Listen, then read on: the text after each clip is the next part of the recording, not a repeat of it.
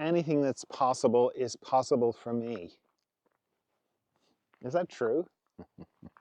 I think it is. Now,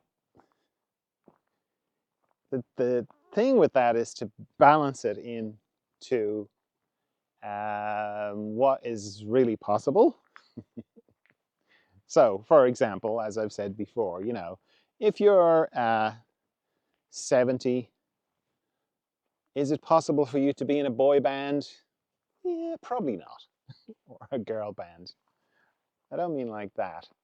So, you've got to put it in context. But if there's a 70-year-old person who's run a marathon and you've never run a marathon in your life, it's possible. So it's possible for me, if that's something you want to do. Because once one person does something, then it's into the field of possibility. So you can look around at anybody doing anything and go, well, they did it, so there's no reason why I can't do it. That's very helpful, isn't it? And then that's coupled with this idea of everything is working in my favor. Is that just positive thinking? I don't think so. But you have to get over a bit of, I don't know, cynicism, life experience, because we do, we have the hard knocks. We have the hard knocks in life, and it can feel like things are not working in our favor. So it requires a bit of looking at, a bit of close scrutiny to see, yeah, everything has been working in my favor the whole time. That, that takes a little bit of looking at. So it doesn't just, you can't just go, everything's working in my favor. Because if you don't see it, then you're just trying to brainwash yourself or hypnotize yourself into believing that, which some people can do, but I've found that it's much better it's there to be seen anyway, so you may as well just devote some time to reflecting on it and see how everything worked in your favor.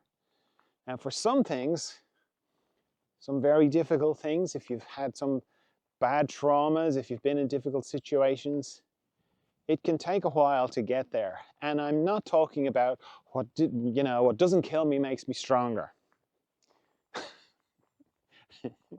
That is usually used as a rationalization for suffering, which I'm not a big fan of. I don't mean it like that. Because when bad things happen, they're bad, they're awful. Trauma is terrible. If you've been in a traumatic situation, if you've had a trauma happen to you, it's awful. There's no two ways about it, it's awful. And it's very hard to kind of go, how was that working in my favor? What I am encouraging you to do is keep reflecting on it, and you will see, you will begin to find how it worked in your favor. And that's hard to do without kind of justifying it or making it okay. I'm not talking about that at all. I'm not talking about, oh, well, it made me stronger. Nope. No. I mean, I've had terrible things happen to me in my life. If I had to do my life again, would I want those things to happen to me again? No. That's what I'm talking about not like justifying suffering. They were awful. They shouldn't have happened. But I can see how in the bigger arc of my life and the way the person I became as a result of them, that they did work in my favor. Would I, do I think they should have happened? No. Did they make me stronger? Probably. Some of them made me weaker though. Some of them nearly destroyed me. So that doesn't really work. But did they work in my favor? Yes. So that takes a bit of internal legwork to get there with that, but it is possible.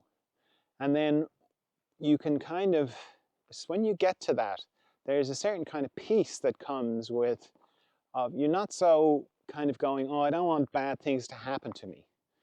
You're a little bit calmer about that. because you kind of know whatever happens to me is happening in my favor. And that's not to say you go and court suffering. Don't think that's a good idea at all. You don't go looking for it. But when you are stepping forward, because that's the whole thing about, you know, like there's a big difference between being in a car accident and driving past a car accident. They're two very different experiences. You know, when you're in it, you're just in it. But when you're driving by it, you're imagining it. You know, and we're a little bit like that. When we go to step forward, we're imagining the car accident that we might have. That doesn't help, you know, because it makes you tentative in the next step. And that's, living a tentative life it's sort of got no juice. It's all the juice is sucked out of it because you're, oh, I don't want something to happen. Whereas when you can get to this thing of everything that's happened to me, everything that happens or everything is working in my favor, then you can boldly step out, even if that means you're stepping off a cliff, you know, unknowingly. It's much better to do it with like all your being and all your energy and all your vitality than to be like dithering, you know.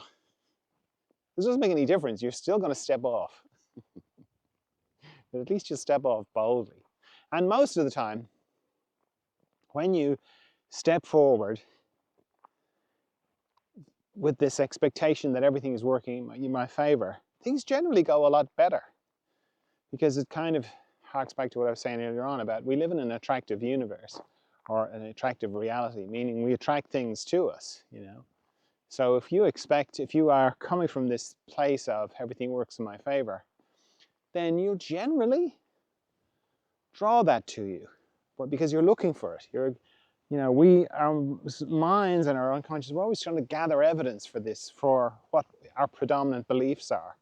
So if your predominant beliefs are very terrible, frightening, and scary, you'll gather evidence for that. But if they're very much for things work in my favor, then that's what you'll see.